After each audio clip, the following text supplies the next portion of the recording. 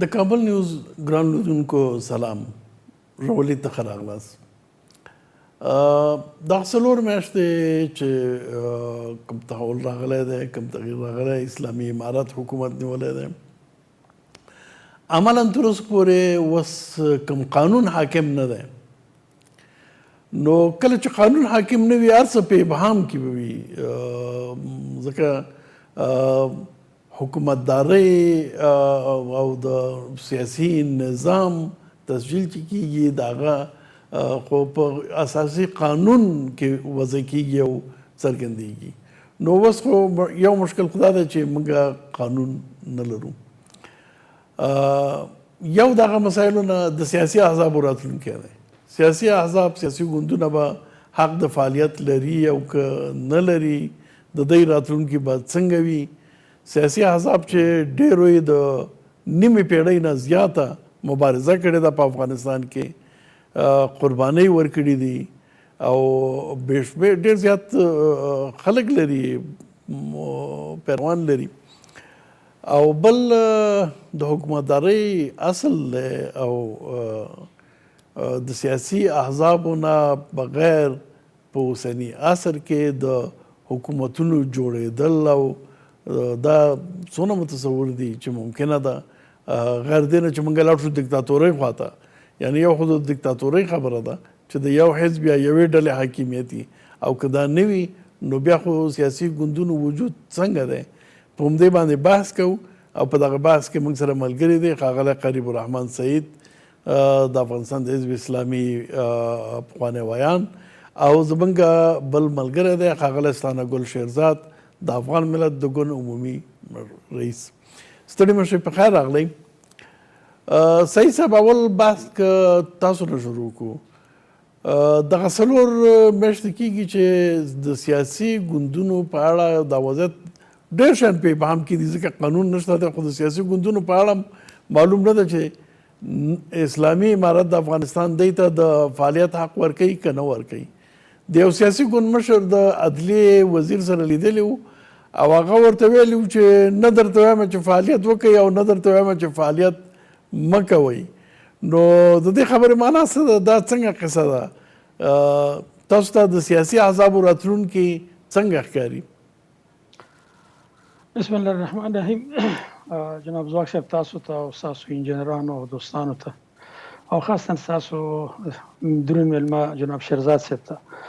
خپل د مینې محبت سلامونه وړاندې کوم او الله نه ورته د خیر او عافیت دعا کوم. تاسو چې کومه خبره وکړه، اشاره وکړه، دا ډېره مهمه او حیاتي مسله ده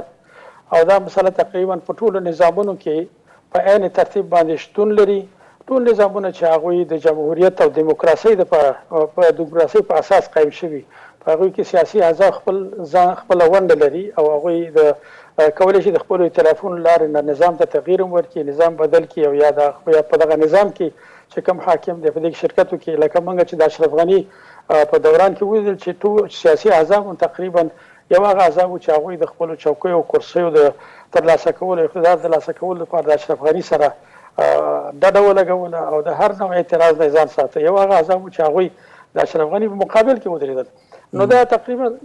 خو هلته یو قانون او قانون اساسي په نوم باندې یو څه موجود او په اساسو کې کرښې ایستل شوې چې د سیاسي احزابو فعالیت نتیجه به څه او د دوی به څنګه فعالیتونه کوي. اما په اوسني نظام کې چې د امارت اسلامي تر نامه لاندې حاکم دی، دا نظام لا تر اوسه پورې استقرار هم نه دی پیدا کړی. یو دویم دا دی چې دې نظام لا تر اوسه پورې قانون اساسي نه دی جوړ کړی چې کوم قانون اساسي کې دوی د قانون اساسي له مخې نه آیا احزابو ته د دې حق ورکوي چې هغوی فعالیت وکړي او که نه ورکوي. دا چې دوی قسم دوی اعلان کړی چې د پخواني مخلوع پاچا ظاهرشاه د وخت اساسي قانون چې هغه د دوی لپاره هم اساسي قانون دی او هغه به تر هغې پورې چلیږي تر څو چې دوی د خپل قانون اساسي د جوړښت لپاره قدم نه اخیستی. او د ظاهرشاه په قانون اساسي کې هم د احزابو لپاره او د فعالیتونو په هغې فعالیتونو کې تقریبا د احزابو د فعالیتونو په حصه کې خاص نقاط شته. رسما نه ده اعلان شوې دا خبره چې د ظاهرشاه د زمانې قانون به اوس په هغه باندې عمل کېږي، دا خو رسما نه ده اعلان شوې. یو مرکه کې خبره یاده شوې وه. په هر صورت باندې خو یو سند کیدای شي یعنی په مرکه کې یو مسؤل له طالبانو د اسلامي امارت د نظام دا خبره اعلان کړي کاغه اعلان کړي او رسمي نه اعلان کړي خو په هر صورت باندې ضرورت د صحیح ده ستاسو خبره بیخي صحیح ده که رسمي نه یې یاده کړي دا بله خبره هم غیر رسمي ده د یو ګوند د مشر سره په ملاقات کې دا خبره کړې ده چې نه درته وایم چې فعالیت وکړي او نه درته وایم چې فعالیت مه کوئ نو دا دواړه خبرې سره یو ځای کې څه نتیجه ګیري کېږي یعنی وزیر د عدلیې چې دا خبره کوي چې خوښه دی فعالیت کوئ که نه کوئ زه درته نه وایم خو دې نه د دې نظر خو معلومیږي که نه اوس که د اسلامي امارت په نظر کې دا وایي چې سیاسي ګوندونه حق د فعالیت لري خو شک و تردید به نه وی به ویلی وی چې زه فعالیت کوئ که نه زه په دې ډاډمن یم چې په اسلامي امارت کې به سیاسي احزابو ته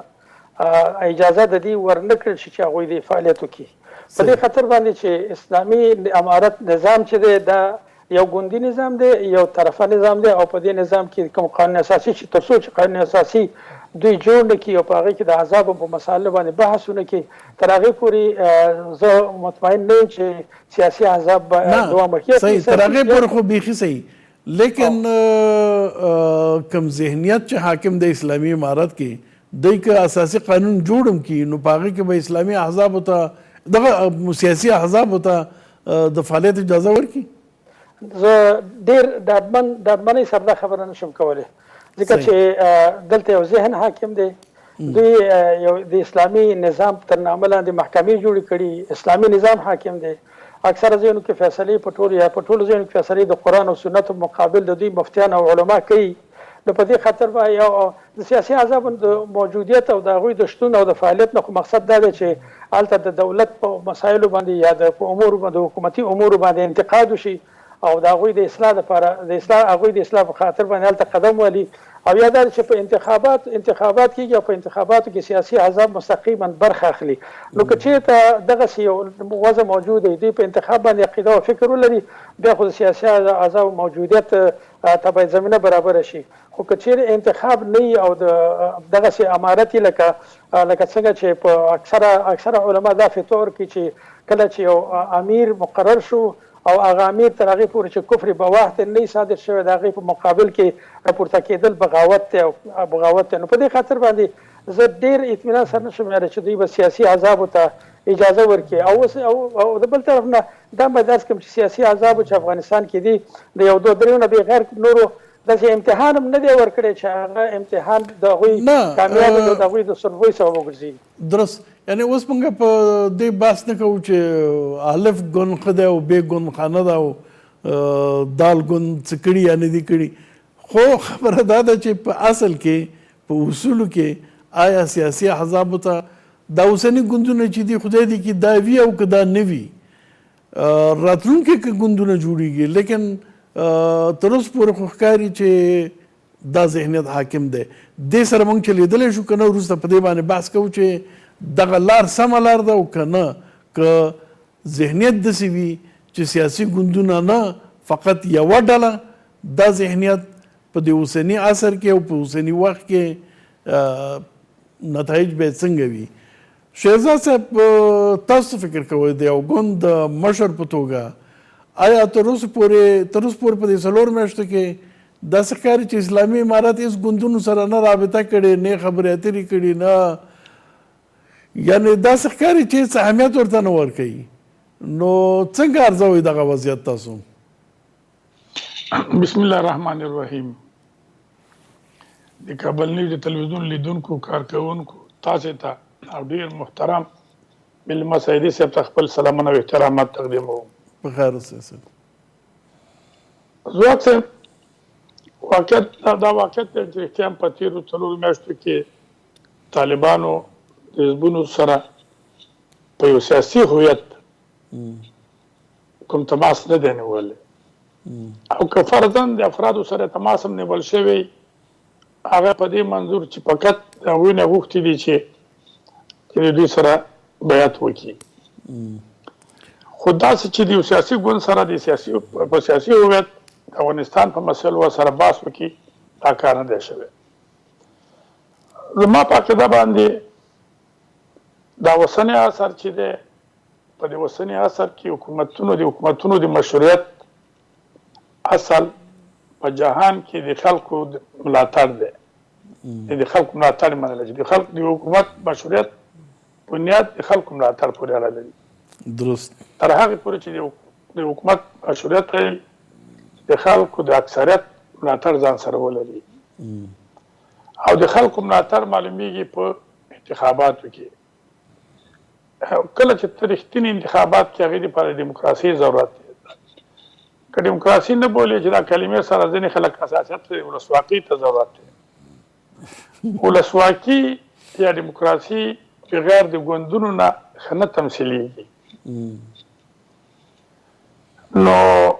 او چې ګوندونه دا خو ډېره واضح ده. طبیعي خبره ده شیرزاد صاحب، ازادي باندې د انتقاد شیرزاد صاحب بخښنه غواړم، دا خو ډېره واضح ده.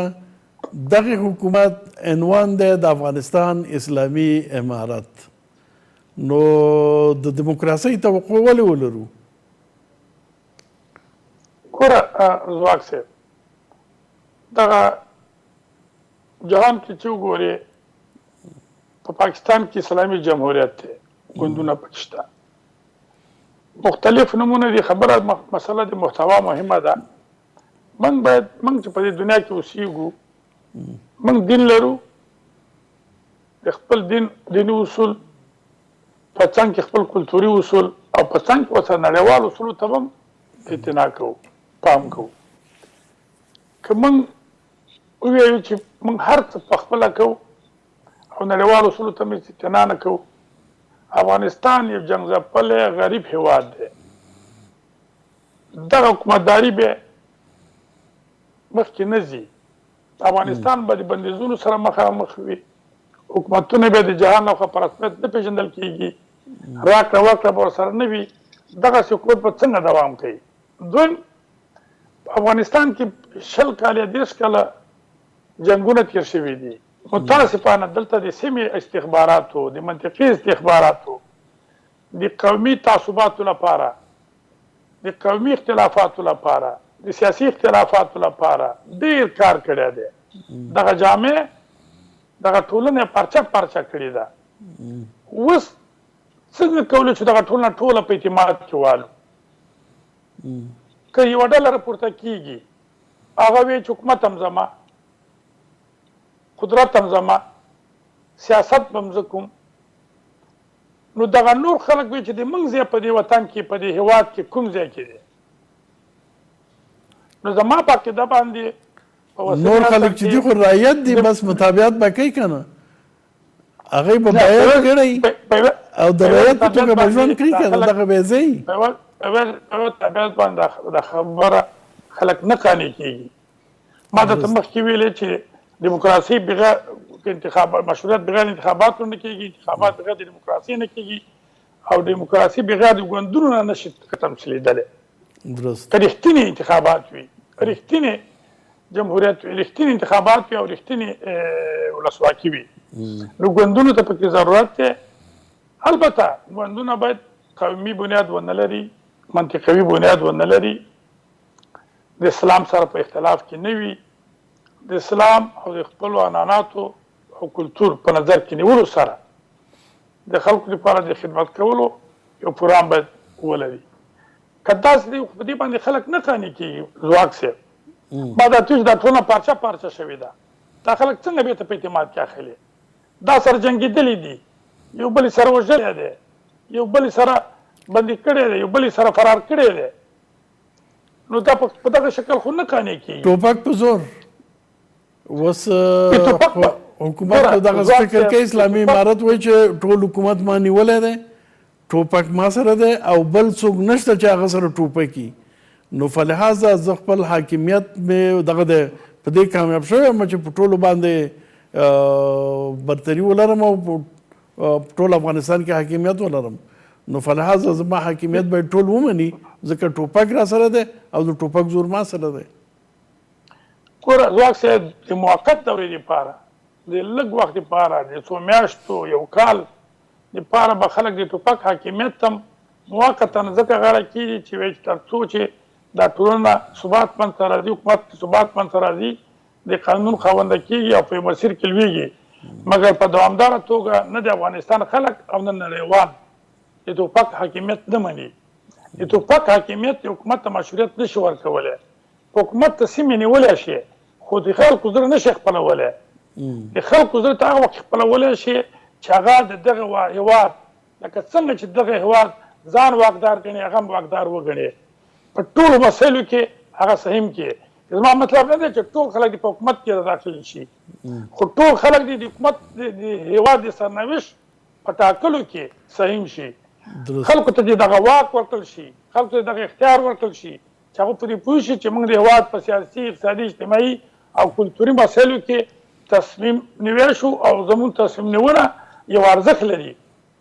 که دغسې یو حزبي حکومت منځته راشي دیکتاتوري منځته راشي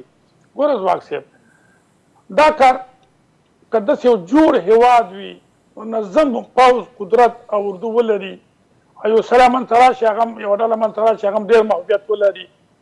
شاید تر وخته وچلولی شي. یو هېواد چې پارچه شوی 50 کاله پکې جنګېدلي قوم د قوم سره ژبه د ژبې سره حزب د حزب سره افراد د افرادو سره منطقه د منطقې سره نو بیا ته دا څنګه په ټوپک باندې دا ټول قانع کولی شي او دا ټولې بې لارې ته راوستلی شي. صحیح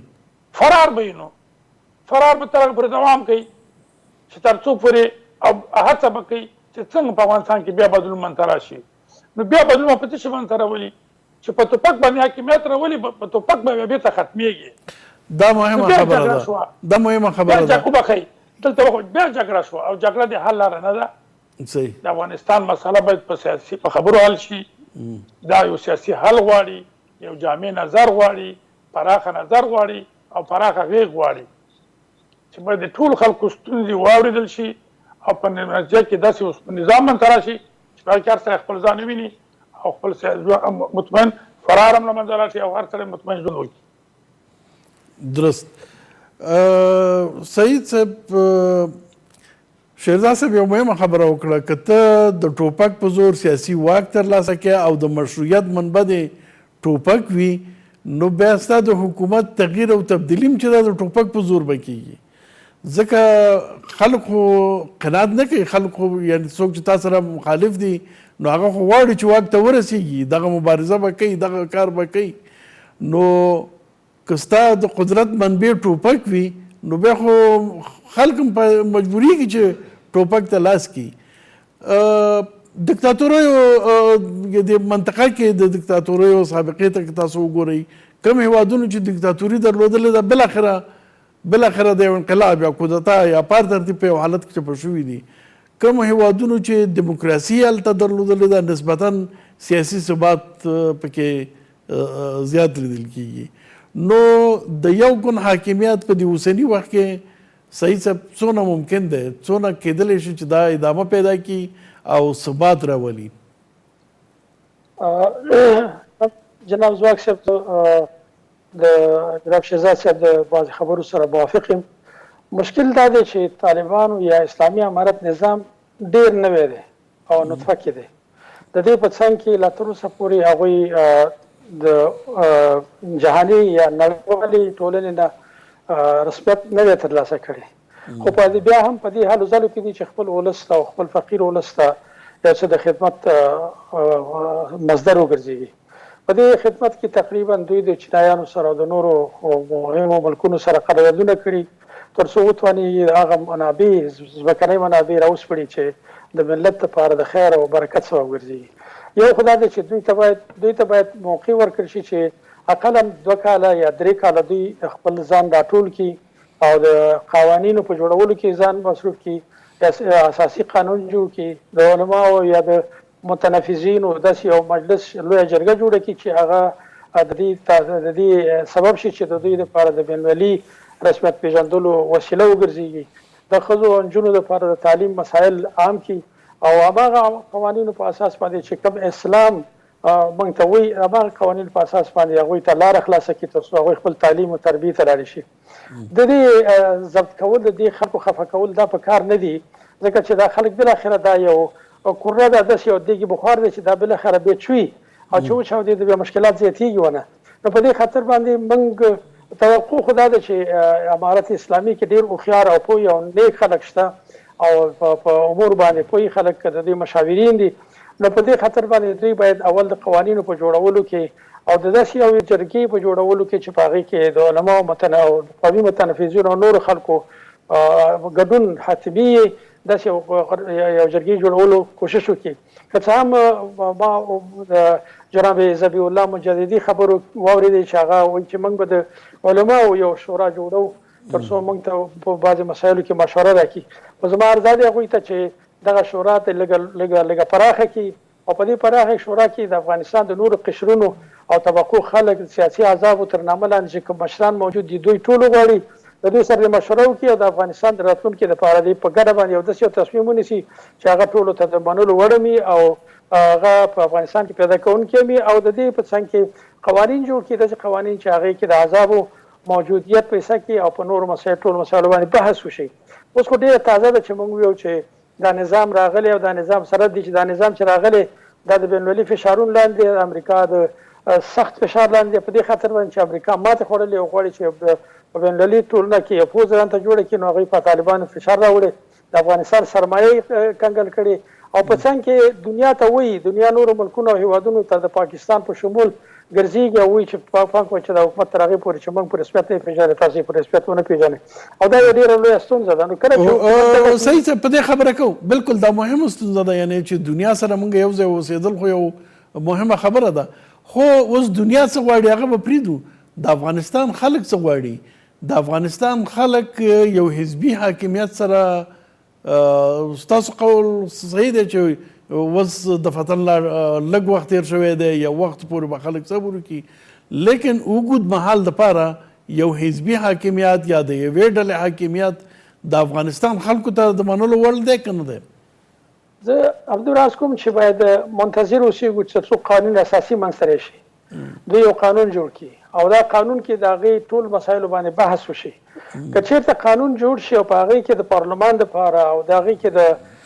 ملي حاکمیت دپاره څه ځای وي او په هغې کې د احزابو تعریف به کړي چې کوم احزاب دوی ته د منلو دي او کوم نه دي، داسې څه مسایل په هغې اساسي قانون کې موجود دي. نو زموږ ټولنه کولی شي چې یو څه اندازې پورې استنباط وکړي. اما په اوسني وخت کې خو ټولنه د فقر سره مخ ده، که ځوان دی که زوړ دی، هغه د افغانستان نه بعضې اکثره کسان د افغانستان نه د وتلو په حالت کې دي. په سیندونو کې چې وګوري، بحرونو کې چې وګوري چې غرقېږي، کومه کښتۍ چې غرقېږي ټول افغانان دي او یا په کوم ځایونو کې چې بندیان دي ټول افغانان دي. متاسفانه چې په دې باندې لا تر اوسه پورې عمیق کار نه دی شوی. که موږ منتظر اوسېږو، زموږ جامعه فقیره جامعه ده اما ډېر زر خپل اوج ته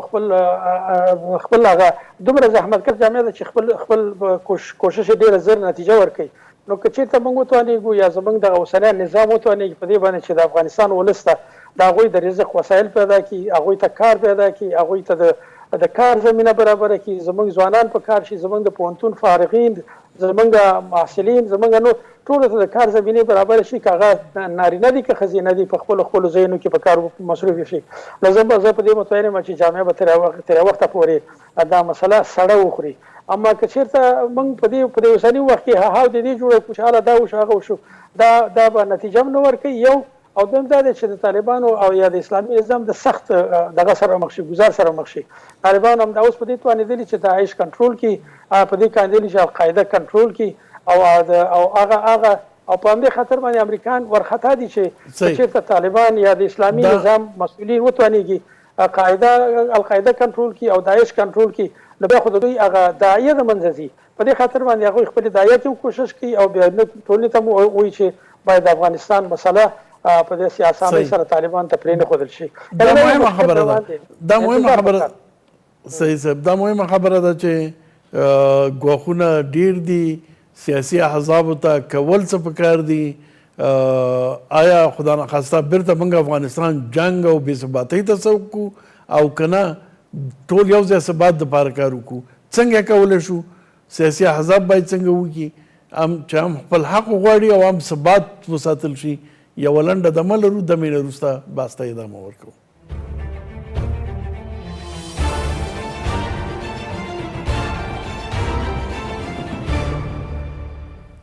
شیرزاد صاحب، سعید صاحب ډېره مهمه خبره وکړله چې اوس موږ یو بد حالت کې دغسې حالت کې چې لږه بې احتیاطي یا د سیاسي احزابو د خوا نه یا د حکومت د خوا نه د داعش په شان قوتونه دلته منتظر دي، استخباراتي لوبې دي شاته دي، کولی شي موږ یو ځل بیا خدای ناخواسته جګړې او بې ثباتۍ خواته بوځي.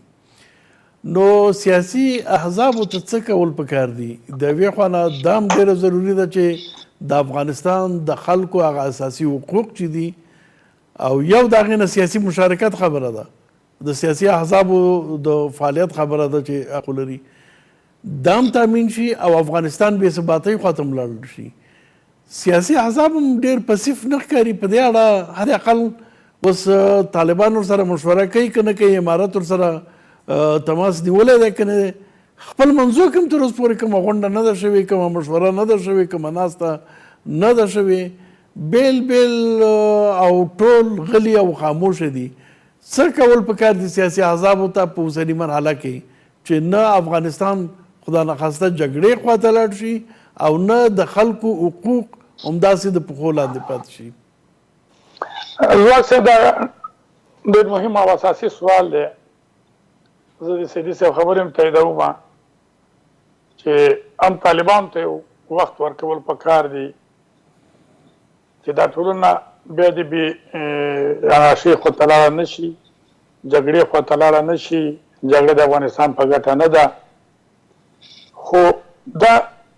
جاده هم یو طرفه نه ده. یوازې دا گذشت او انعطاف اساسي ګوندونه او ملت ونه کړي، دغه گذشت او انعطاف طالبان هم وکړي. د دې لپاره زما په نظر کول دا پکار دي سیاسي ګوندونه او سیاسي شخصیتونه په شریکه باید د طالبانو سره یو بحث شروع کړي، سازنده بحث د افغانستان د آیندې په هکله باندې. خو دا هغه وخت کېږي چې طالبان هم دغسې یو بحث ته حاضر شي او د خلکو خبرو ته ارزښت ورکړي. د سیاسي ګوندونه خپل منځو کې خو دې وکړي که نه؟ و سیاسي ګوندونه خپل منځو کې فرضاً کېني، حزب اسلامي کېني، افغان ملت کېني، جمعیت کېني، محاذ کېني، بل کېني، دغه مشران که یو ځای کې سره راټول شي یو مشترک. اوس نن سبا خو فزیکي حضور دونه مهم نه دی، کولی شي چې د انټرنیټ د لارې نه یو غونډه راوغواړي، جلسه جوړه کړي او یو مشترک دریځ خپل کړي، نو بیا به اسلامي امارت ته مجبوري کې په دې اړه فکر وکړي، د یو کس غږ به نه وي. دا شی هم نه لیدل کېږي که نه؟ یعنې یو څه داسې نه ښکاري چې احزاب هم دې ته ناست دی چې اوس به بابا غوښه او ډوډۍ راوړي، سر که چې امارت څه کوي موږ ته، دوی ته خو هم څه کول پکار دي که نه؟ او دا خبره ستاسو د واقعا سیاسي ګوندونو لپاره کول لږ د سیاسي ګوندونو په موقفونو کې فرق دی. ځینې ګوندونه اوس هم دوی دا موقف ډېر اعلاني اعلان نه دی کړی، خو په جګړې ټینګار کوي یا جګړه د حل لاره ګڼي. خو ځینې ګوندونه لکه افغان ملت بیا جګړه په کلکه ردوي، وایي چې نه جګړه د حل لاره نه ده، باید په خبرو او د دې مسلې د خلکو عمومي ستونزو ته باید د خبرو د لارې نه د پای ټکی کېښودل شي، په خبرو سره قانع شي. داسې دی چې ځواک صاحب دغه هېواد چې موږ پکې اوسېږو په دې کې د خلکو سیاسي او مدني حقوق دا یو اساسي مهمه مسله ده. که فرضاً ګوندونه نه وي او ګوندونو ته موقع نه ورکول کېږي، باید داسې بدیل وړاندې کړلی شي چې هغه رښتیا هم د دغه بدیل نه بهتر وي او جامعتر وي او ملت ته پکې د ګډون زیاته برخه ورکړل شي. نو بیا که طالب یو کار توکي دا کولی شي چې دا بدیل بهتر دی نسبت هغه بدیل ته. شهزاد صاحب دغه د یو حزبي حکومت طرفدار ډلې فکر چې دی، ذهنیت چې دی، دغه مطلقیت غوښتنې چې دي، دا کسان خو ځان بهترین بدیل ګڼي که نه؟ اسلامي امارت وایي چې د ما نه بهترین بدیل ښه څوک، هغه خو وایي چې زه ښه یم، لیکن خلکو ته خو دا به قابل د قبول دی که نه؟ اسلامي امارت به ډېر ښه بدیل وي، ډېره ښه ډله به وي، ډېر ښه خلک هم پکې شته دی، ډېره ښه تقوا هم لري، ډېر ښه کارونه یې وکړل، خو دا خو د ټول ملت نمایندګي نه کوي که نه دغې دپاره خو ولاړه خلاصول پکار دي چې دوی چې ملت دوی تر شا ولاړ دی او که نه د دغه حکومت دپاره ګوره که دا زه ته ونه غواړې او زه ونه غواړم دا جهان ونه غواړي چې ستا د حکومت د مشروعیت بنیاد څه شی دی حکومت ته مشروعیت په حل حق شورا باندې مشروعیت ترلاسه کړې په لویه جرګه ترلاسه کړې که په انتخاباتو ترلاسه کړې مخکې ما پام و سیدي صاحب تا سره شخصي بحث کولو او د خلفاو په دوره باندې بحث وکړې هغه باید خپل انتخابات یې زما پاکې ده هغه وخت ټولنې ساده وې او د مشرانو نه چا ډار او ویر هم نه لرله هغه دغه وخت مشرانو چا په ضد توطیه او دسیسه هم نه کوله هغوی دا جرأت لرو چې په ښکاره جومات کې لاس پورته کړي چې و زما بیعت حضرت ابوبکر صدیق سره دی یا حضرت عمر صاحب سره دی یا حضرت عثمان صاحب سره دی یا حضرت علي صاحب سره دی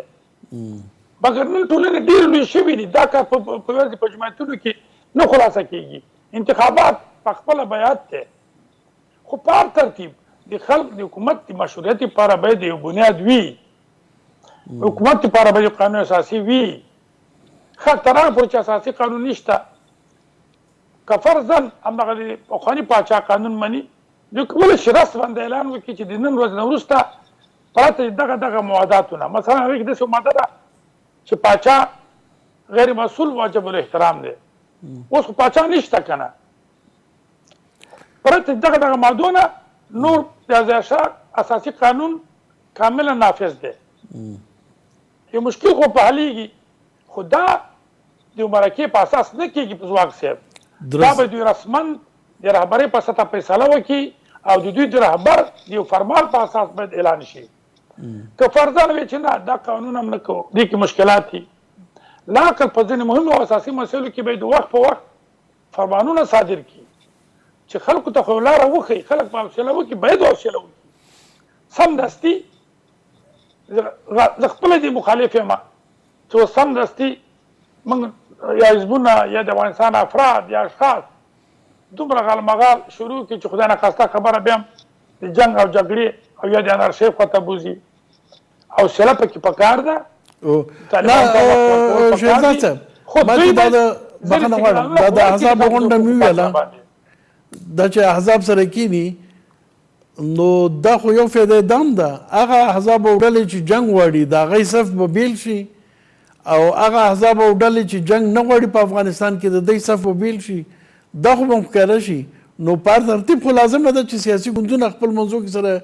کینی او دغه خپل نظر ښکاره کړي دا کار یې تر اوسه پورې نه ده کړی نو لازم نه ده چې وکړي بالکل لازم ده بالکل لازم ده خو بعض تشویشونه دا دي چې داسې وانمود نه شي چې دا د طالبانو په خلاف یوه جبهه ده زه خپله د دې طرفدار نه یم چې د طالبانو په خلاف البته په سیاسي نظریات کې به اختلاف وي خو داسې یو اتحاد د حزبونو ترمنځ یا ائتلاف د حزبونو ترمنځ چې کاملا په سیاسي حل ولاړ وي او د خبرو اترو په پرنسپ ولاړ وي او د طالبانو سره یو سازنده باب شروع کړي د طالبانو د مثبت کارونو ملاتړ وکړي او کوم کارونه چې د تایید وړ نه وي هغه ورته په ګوته کړي او په څنګ کې ورته د خلکو سیاسي او مدني حقوق په سیاسي حقوقو کې طبیعي خبره ده د ګوندونو ازادي د بیان ازادي د انتقاد حق انتخاباتو کې برخه اخیستل د انتخابات کېدل ملت په پروسه کې را داخلول دا ټول داخل دي همداسې دا مدني حقوق هم دي هم په مدني حقوقو کې که د ښځو تعلیم دی که د کار کولو حق کې دی هغه د شریعت په چوکاټ کې وي ورسره باس روان شي یو حده پورې به ممکن تماسونه نیول شوي وي خبرې به هم شوي وي د حزبونو ترمنځ خو تر اوسه پورې لکه څنګه چې لازمه ده هغسې یو عمل حزبونو نه دی کړی دا خبره منم درست چې دا کار باید وشي مننه شهزاد صاحب سلامت اوسئ سعید صاحب تاسو مخکې یو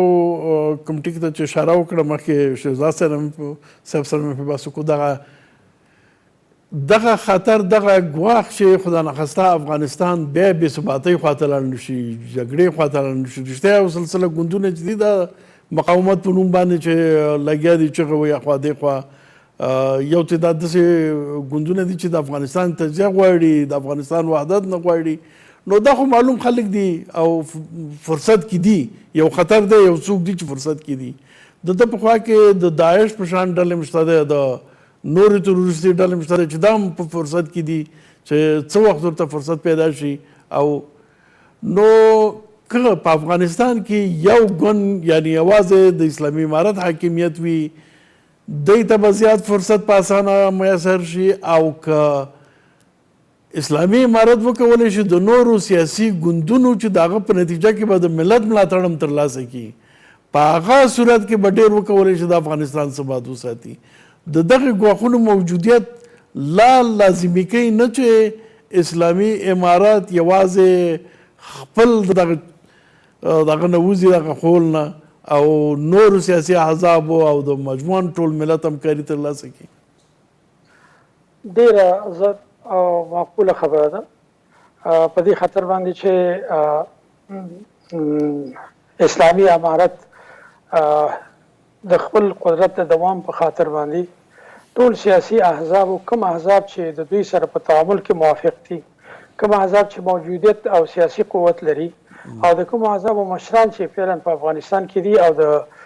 دې ته حاضر دي چې د اسلامي امارت سره یا د خپل منځي مشورو لارې اسلامي امارت ته مشورې ورکړي، د دې احزاب مشران باید وغوښتل شي، دوی سره باید کېناستل شي. که څه هم طالبانو په ابتدا کې دا کار وکړ، جناب انس حقاني لاړ، د مختلفو افراد سره ولیدل، خلیل الرحمن حقاني ولیدل، څو نورو مولوي صاحب دلاور ولیدل، شاه دلاور، هغوی د مختلفو مشرانو سره ولیدل. دا لیدنې کتنې په خوا روانې وي او اوس هم د دوی مشورې ترلاسه کوي، یعنی د مشورو نه بغیر. او د په دې په څنګ کې د اسلامي او د احزابو مسؤلیت هم یو مسؤلیت دا دی چې تر اوسه پورې چې اسلامي امارت لا ډېر ابتدایي دوره مخ ته وړي او 2-3 میاشتې کې د اقتدار نه کېږي، د دې امارت سره همکاري وکړي او دا امارت دې ته متوجه کړي چې کوم مشکلات چې په دې امارت کې لیدل کېږي هغه مشکلات دوی ته یادوري کړي. ما زه دا ګورم چې جناب حکمتیار صاحب چې کله خطبه ورکوي، د جمعې خطبه ورکوي، په هغې کې په تفصیل سره تقریبا په ټولو هغه مسایلو باندې چې هغه غواړي چې مشوره ورکړي طالبانو ته، هغه باندې بحث کوي او د هغې بحث تقریبا یعنی اجتماعي او ښه مهم بحث وي. په دې خاطر باندې زما خیال دا دی چې احزاب ټول باید د دې موقع نه استفاده وکړي او د اسلامي امارت لاس ورکلک کړي تر څو دا نظام د 2-3 کالو دپاره مستحکم اوسېږي. دا نظام تر څو دا نظام وکولی شي چې دغه وخت کې هم د اقتصادي مشکلات د حل لارې پیدا کړي، هم هغه کسان چې د دې نظام په خلاف باندې جنګیږي او یا د مقاومت په نوم باندې د نورو خلکو پیسې اخلي او غواړي چې په افغانستان کې فساد جوړ کړي، د دې نظر خلاص کړي. او هم د سیاسي احزابو اعتماد او باور تر دې حده پورې طالبان ته ترلاسه شي چې طالبان فکر وکړي چې د احزاب رښتیا هم موږ سره کومک کوي، د دې احزابو مشران موږ ته نیکې مشورې راکړي او موږ د دې د مشورو ممنون یو. دې ته یو ضرورت دی. اما دا چې سیاسي احزاب، تاسو مخکې پوښتنه وکړه، سیاسي احزاب په افغانستان کې چې موجود دي دوی په خپلو منځو کې تر اوسه پورې ناسته نه لري. حتی یعنې ډېر ابتدایي خبرې په اول حقیقت هم د اشرف غني په وخت کې د ناستې وې یو څه اندازې پورې، ولې چې طالبانو سره د خبرو مسایل روان وو. اما کله چې اشرف غني د منځه تللی بیا د هغې نه وروسته سیاسي احزابو په افغانستان کې یو خو نه شته، اکثره یې توپرک شوي دي، مشران بیروني هېوادونو کې دي، یو که لږ موجود دي هغه هم په دغه کې په دې لړۍ کې تقریبا یو د بل سره لرې دي. خو په هر صورت باندې زه ستاسو دې خبرې سره موافق یم چې سیاسي احزاب باید په خپلو منځو کې هم کښېني او سیاسي احزاب باید دولت ته او یا اسلامي امارت ته لیکن صالح مشورې ورکړي تر څو هغوی وکولی شي خپل پروګرام اصلاح کړي. زه ګورم چې اسلامي امارت د اجتماعي فیصلو د اجتماعي ورقو له مخې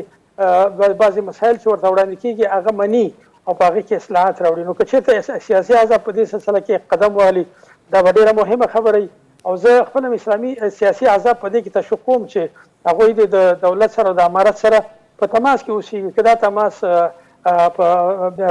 بالمواجهې او که دا تماس د تلویزیون د لارې نه یا د کمپیوټر د لارې یا انټرنیټ د لارې نه. خو په هر صورت باندې یو ضرورت دی او د دې ضرورت پوره کولو لپاره سیاسي احزاب هم ضرورت لري او اسلامي امارت هم ضرورت لري. او اسلامي امارت هم باید ځان داسې ونه ګڼي چې په مطلقه توګه باندې حاکمیت د دوی په لاس کې دی، بلکې ځان د ولس خدمتګار وګڼي، د ولس سره ځان یو ځای کړي او د ولس سره ځان یو ځای کېدو دپاره د سیاسي احزابو کوم احزاب چې په ولس کې نفوذ لري د هغوی سره مشترکه خبره کول پکار دي او دا یو ضرورت دی. صحیح. او مخکې تاسو په خبرو کې یو ځل اشاره وکړله چې دغه افغانستان سره کوم چې نړیوالو منزوي کړی دی انزوا په حالت کې ساتلی مختلفو پلمو باندې یو د هغې پلوې نه د سیاسي مشارکت خبره ده آیا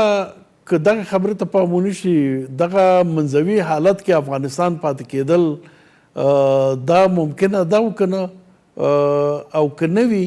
نو بیا خو عام سیاسي احزاب او عام امارت ته پکار ده چې د سیاسي مشارکت زمینه مساعده کړي دا خبره څونه یعنی ډیره مهمه خبره ډیره مهمه په ځای خبره ده خو دا چې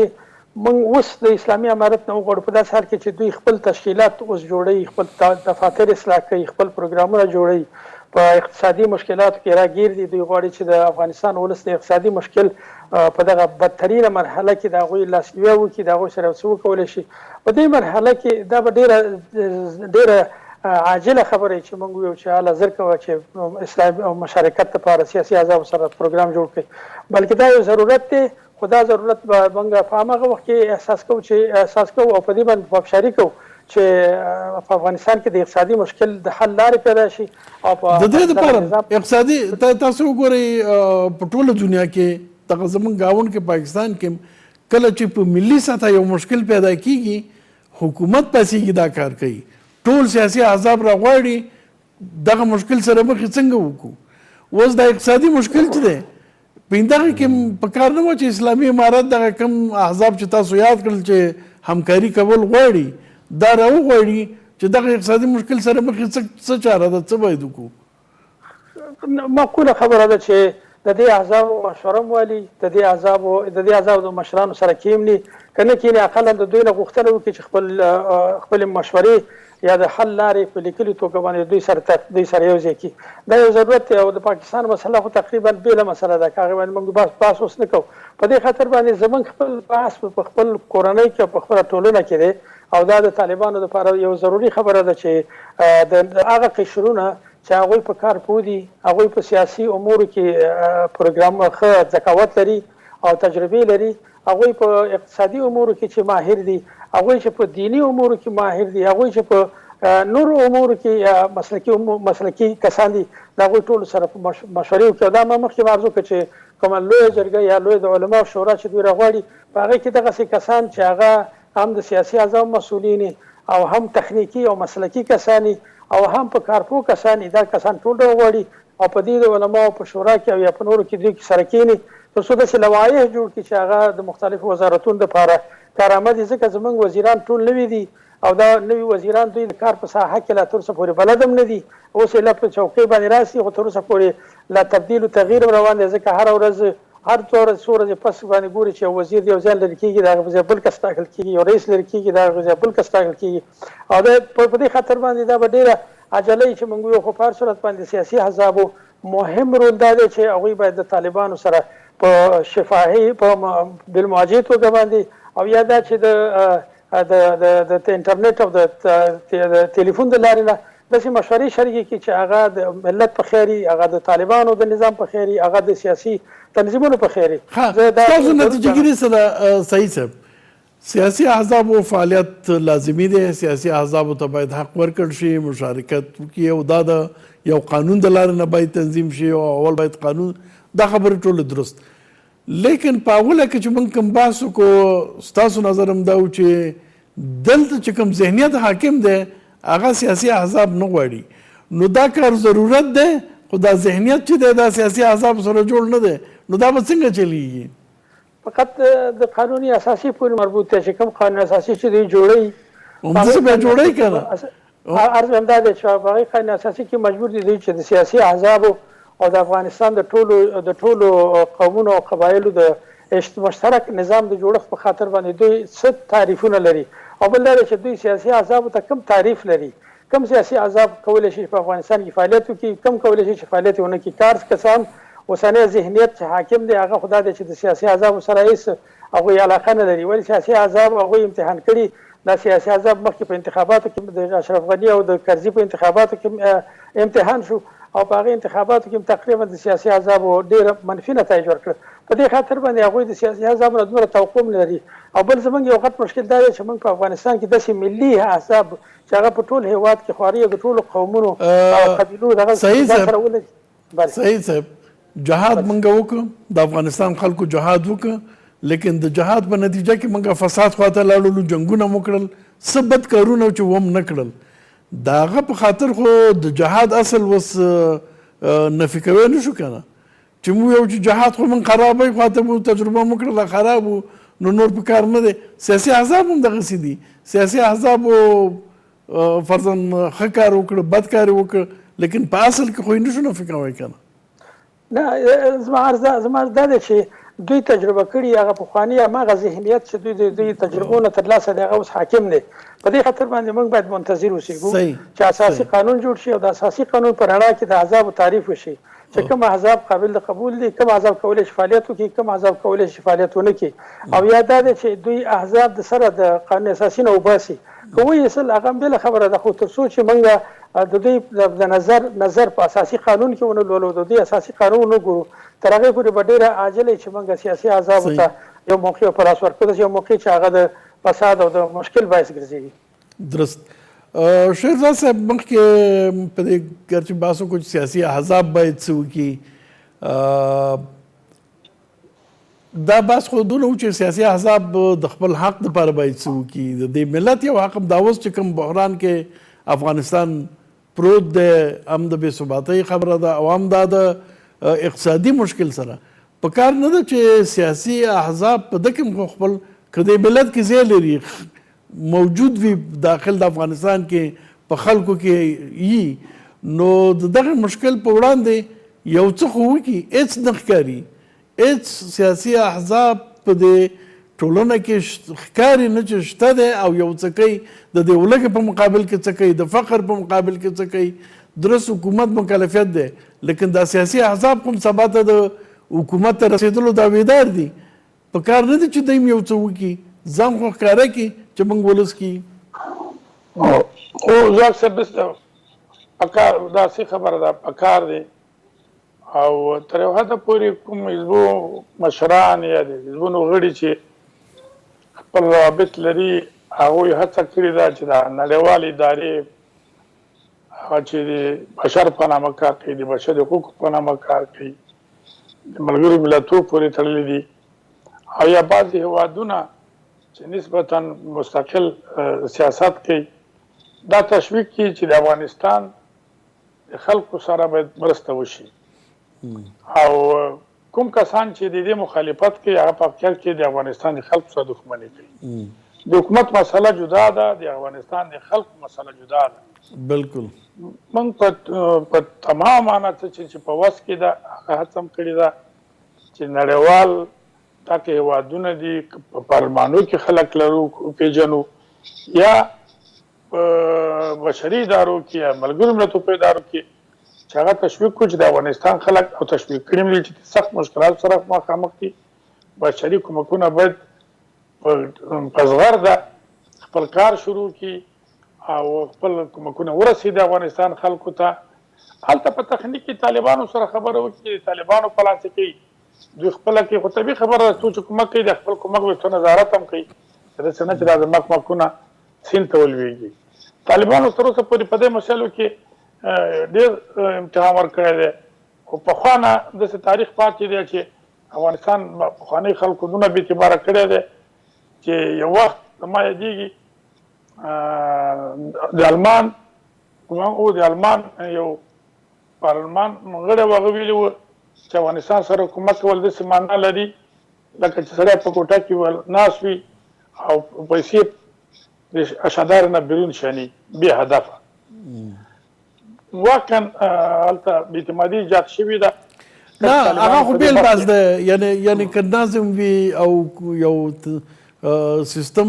ورته موجود وي نو دا خو عادل کېږي نه. پخوا خو یو د فساد دغسې یو حالت و چې بلکل هم دغسې بې اعتمادي م رامنځته کړه ورسه، هغه بېل بحث دی. لیکن اوس سیاسي احزاب په ملت کې په داخل د ټولنې کې باید د خلکو درد او غم ته ورسیږي. مثلا سیاسي احزاب په خارج کې مشته، دلته هم دي نمایندګانې لري، خلک لري، کومکونه را جلب کړي، دا کومکونه داخل د افغانستان ته راورسوي، خلکو سره کومک وکړي، کوم ځای کې چې خلک د ډېرې ولږې او فقر سره مخ دي هغوی ته ځان ورسوي، دا غږ دنیا ته ورسوي، دا مشکل دنیا ته ورسوي. په دې اړه بیخي چوپ دي، خاموش دي، خیر و خیریت هېڅ افغانستان لکه هېڅ جنجال کې چې نه، هېڅ مصیبت کې چې نه. سید ځواک صاحب دا خو د دې سره چې سید چې د راډیوګانو او تلویزیونو په سطح باندې اواز نه پورته شوی، خو کوم چې په خپل وطن او په خپل خلکو باندې زهیر دي، کوم سیاسي شخصیتونه او افراد هغه خپل ټول هڅه کوي چې هم نړیوال وهڅوي، هم نړیوال ادارې وهڅوي، هم حتی هېوادونه تشویق کړي چې لا عقل تر څو چې د طالبانو سره مشکل حلیږي، نو تاسو خو دغه د افغانستان خلکو سره خپل حقونو ته ادامه ورکړئ. بالکل بالکل. په دې عقل باندې هر چا د خپل وجدان او د خپل ضمیر په اساس موقف نیولی دی او خپل هڅه کوي. البته نو ته پوهېږي چې د افغانستان حزبونه غریب حزبونه وو، بودیجه نه لرله او هغه د حزبونو ډېره منبع هغه کلیزیات وو چې شهزاد صاحب اوس په دې بحث نه کوو چې څنګه دا کار وکړي، ځکه دا خو ډېره بله غټه مسله ده چې څنګه دا کار وکړي، دا هر څوک په خپله معلومولی شي، لیکن یو څه باید وکړي او هېڅ نه ښکاري. تاسو نه ډېره زیاته مننه، کور ودان سلامت اوسئ. تاسو هم ډېر تشکر. ګران لیدونکو تاسو نه هم مننه چې اوس پورې موږ سره وئ، راتلونکي بحث پورې په خدای سپارم. الله مو مل شه.